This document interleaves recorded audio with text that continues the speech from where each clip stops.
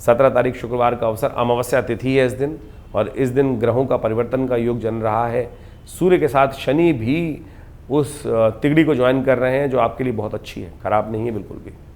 ये कहीं ना कहीं आपकी राशि के दृष्टिकोण से आपकी हिम्मत को कहीं ना कहीं आगे बढ़ाती दिखाई दे रही है, चीज़ों को पॉजिटिव करने की योग बनाती दिखाई दे रही है।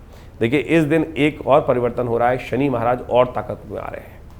शनि का और ताकत में आना आपकी राशि में 7.5 के अंतिम चरण में, ध्यान रखिएगा ये समय मई तक के लिए थोड़ा दुविधा देता दिखाई दे रहा है, क्योंकि शनि का 7.5 का प्रभाव अब पूरी तरह से परिपक्व काल में आ चुका है, लास्ट समय है, लेकिन जो है लाभ के रास्ते नहीं खोल रहा है। ये कहीं ना कहीं थोड़ा सा मनोमस्तिष्क में द्वंद्व डालता दिखाई दे रहा है और थोड़ा जिद के कारण से परेशानी उत्पन्न करने की योग दे रहा है। थोड़ा पितृ तर्पण करने का प्रयास करें, पितरों के निमित्त तर्पण, पितरों का आशीर्वाद लेने का प्रयास करें। पितृ ऋण से निवृत्ति होगी तो कहीं ना कहीं एक पॉजिटिव चीज़ों का उदय करने का योग भी बन जाएगा। 18 तारीख शनिवार का अवसर, प्रतिपदा तिथि विद्यमान है।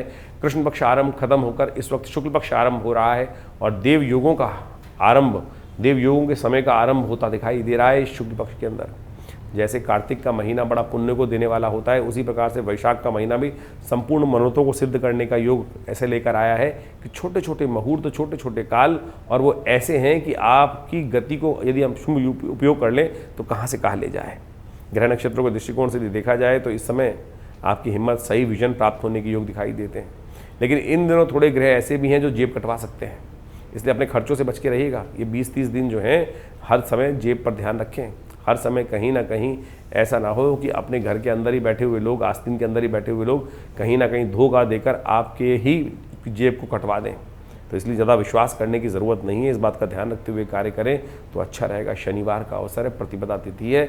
इस दिन विशेष तौर पर आपकी राशि के दृष्टिकोण से जो 7.5 चल रही है उससे बचने के लिए तिल का दान, तिल के तेल का दान किसी भी रूप में करने का प्रयास करें। तिल लिख बोलते हैं तो कई बार लोग लिख के भेज देते हैं काले या सफ़ेद, आमतौर पर तिल का मतलब काले तिल ही होता है, तो अधिकतर तौर पर काले तिलों का ही उपयोग तमाम कार्यों में करना चाहिए। तो ये आपके लिए बढ़िया रहेगा, चीज़ों को अच्छा करने का रास्ता बनाएगा।